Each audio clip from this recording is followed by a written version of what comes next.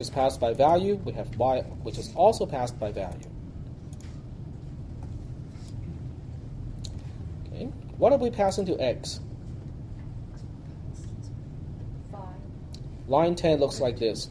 This is what line 10 looks like when I invoke add. So what is passed to x? 2. And naturally 5 is going to y.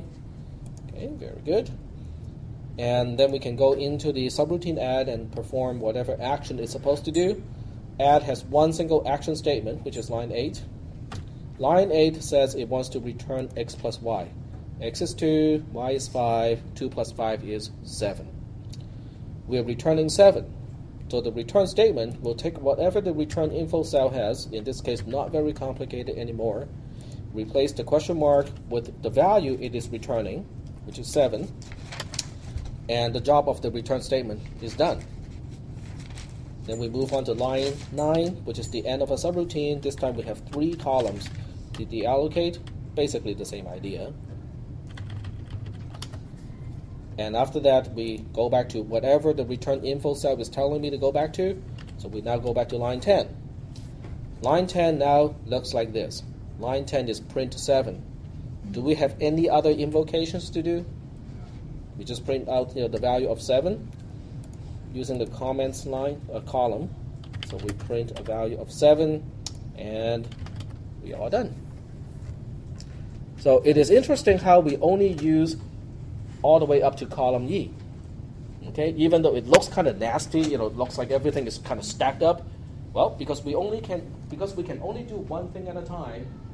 It turns out that we just perform the relay call first, and then we return, freeing up those columns, and then we do another relay call using exactly the same columns, and then we return again, having those columns deallocated again.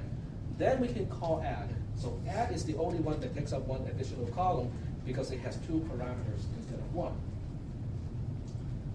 Are we doing okay with this example? Now with this, I can actually have my own multiply, my own divide, my own subtract, subroutines, and I can just replace all the operators with subroutines. Now the result is not going to look very nice because it will look kind of lengthy. When you trace it, it's going to look very bad. So this is a good time to kind of talk about that a little bit. This is not something that I will put into the test, so don't worry about this stuff here. But I do want to give you some exposure because some of you will see this at some point, and you can then say, oh, I know that stuff already. Okay. The usual way of specifying operations, 5 times 7 plus 16, and then the whole thing divided by, I don't care, 7. Okay? This is called the infix notation. The infix notation is basically saying the operator is between the 2 operands. Okay? When you specify 5 times 7, the multiplication is the operator. It tells us what we're supposed to do. But what are we doing multiplication on? Oh, we're supposed to multiply the 2 numbers on the 2 sides of the operator, 5 and 7. So that's why it's called infix, because the operator is between the 2 numbers that you're supposed to be working on. In some languages, there's also a postfix notation. Let's talk about the prefix notation first. When we use this program, let's take a look at this program again. The add notation here is called a prefix notation because the name of the subroutine goes before the numbers that it is supposed to add. It is called a prefix notation. It is a particularly clumsy way of using prefix notation, but nonetheless it is a prefix notation. So if I want to rewrite this entire expression as a prefix notation, then I have to start with the division, because the division is the last operation that has to be performed. So it has to be specified first, but before I can perform the division, I have to resolve the addition, and before I can resolve the addition, I have to perform the multiplication. The multiplication is only multiplying 5 and 7, so there are no additional numbers to deal with. And then the addition also needs to specify the 16. And after I specify the sum of this number here, then I can specify 7 to finish up the division operation. This is called the prefix notation. It's ugly, right? And this is what we specify operators in Lisp. Lisp, L-I-S-P, which stands for list processing, is a very specialized programming language that people don't really use anymore, unless you go to Berkeley. If you guys go to Berkeley, if anyone in this class has any plan to go to Berkeley, plan to understand Lisp and this sort of stuff. Because in Berkeley, they, instead of using pseudocode to teach the equivalence of this class, they use Scheme, S-C-H-E-M-E, which is a variant of Lisp. But they still do things pretty much the same way using the prefix notation. Okay? Now, I personally like the third option the best. The third option, can anyone kind of infer the name of the third option? We have in, we have pre, and then the last one is post. Okay? It's called a postfix notation. Postfix. The reason why I like it is because I don't need parentheses anymore. Okay, so we'll do it like this. Okay, the postfix notation goes like this. There are several ways to specify in this case, so I will go ahead and perform the multiplication first. I specify 5, I specify 7, and then I specify what to do with that number. Okay, so at this point, I have the product of 5 and 7, which is 37. Then I'm ready for adding 16. So I specify 16, and then I specify what to do with the product of 5 and 7, and then the number 16. After I have the sum, which is this part here, or if you prefer the infix notation, I can now perform the division. So I can now specify 7, and then specify the division operator. That's the postfix notation. And you might ask, who's so crazy to use the postfix notation? HP. Yeah, HP calculator do that. HP in general likes postfix notation. And there's also one additional company called Adobe. Okay? Now, most of you probably are too young to have come across what they call PostScript. Does anyone know what is PostScript? Nobody. Okay. Well, PostScript is like PCL. Does anyone know what is PCL? It's a printer language. Okay. In other words, with a PostScript printer or PCL printer, instead of having your computer to pre-compute where the dots are going, okay, which dot on the piece of paper is supposed to be, a black dot, instead of doing that, your computer is telling your printer, hey, I want to draw a circle. The center of the circle is right here. The radius is this much.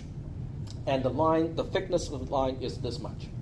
It is entirely up to the printer then to do all the calculations to actually put the toner at the right places. So what is the advantage of that approach? Well, the advantage is I don't care what is the resolution of the printer. The computer doesn't care anymore, because the computer only has to specify a global positioning coordinate. Okay, this is the x, this is the y of the center of the circle, this is the radius, and this is the arc that I want to draw. If you have a 300 dpi printer, it will do the calculations according to the 300 dpi calculation. If you have a 1200 dpi printer, it will do the calculation accordingly, because now it has more dots to plot because each dot is smaller. But to your computer, it doesn't care at all. Okay. Now you can also capture the output that you would normally send to the printer, and you can have what we call a PostScript viewer running on your PC. Then the PostScript viewer can also do the part of a printer, except this time it's not plotting on the piece of paper. This time it is displaying the dots on your screen. In other words, PostScript as a language is what we call a device-independent way of specifying an image. Okay? And the way they do it, the name PostScript comes from the fact that it uses postfix notation. The reason why postfix notation is nice is multifolded. One, you don't see any parentheses here, do you? Two, I don't need to understand operator priorities. In other words, the first one using the infix notation, I could have gotten rid of this pair of parentheses, and it would have meant exactly the same thing, because we know that we should perform multiplication first before the addition without the presence of parentheses. Okay? Do you know how much more work a programmer has to put into the first case, just to understand infix? It's quite a bit of work. It's not impossible, but it is additional code. Okay? The second one, or the prefix notation, is easier, okay? Because the operator comes first, and then you specify what it's supposed to operate on. So it is actually easier because the computer actually understands what to expect after an operator. But the third one is by far the easiest in terms of what the computer has to do to understand and perform the operation. When you see a number, you just store the number. When you see an operator, you look at the numbers that are recently stored, and then you say, oh, I'm supposed to operate on those numbers. The value of the result is put back into the storage so that you're ready for the next calculation. Okay? And as a result, the third form, or the postfix notation, does not require any understanding of operator precedence. Okay? Multiply first before addition. It does not require parentheses. And it is extremely easy for the computer to understand. And that's why you will find that also on XP calculators or early XP calculators, because it simplifies the user interface. It does not have to deal with all the other extra stuff that you have to deal with the infix notation. Okay? Any questions? Some people can do this transformation on the fly to this form. Just ask any older engineer who has an HP calculator. They can do it all in their head. They can look at the equation using the conventional representation, and they can just punch it in on the calculator without having to think twice about it. It's definitely easier than prefix. Well, prefix is the one that takes that is the longest. Okay, because you need parentheses in the prefix notation. In the case of an infix notation, you need parentheses, but only when the operator precedence is not clear. The last one, using the postfix notation, there's no such thing as operator priority, because when the operator comes along, you always perform the operation. When you see numbers, you just keep storing the numbers until you see an operator that will consume the numbers to do some calculations. On my Android phone, my calculator actually uses postfix because I used to own an HP calculator, and I think it is really still the best way to enter numbers in a calculator without the parentheses. Okay. So that's just a little bit of extra stuff that I think some of you may encounter at some point, because there are occasions when you might need to hand code your PostScript files. You guys will see later on. Maybe some of you will. So, are there any questions about this last sample program before we head out of the classroom?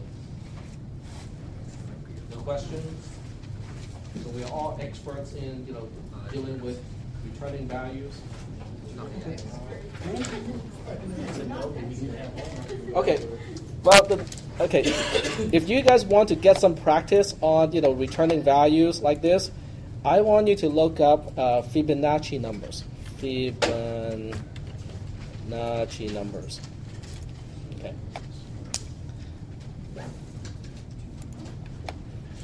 Which is used in multiple movies. Okay. I think there are at least 2 movies that I know of.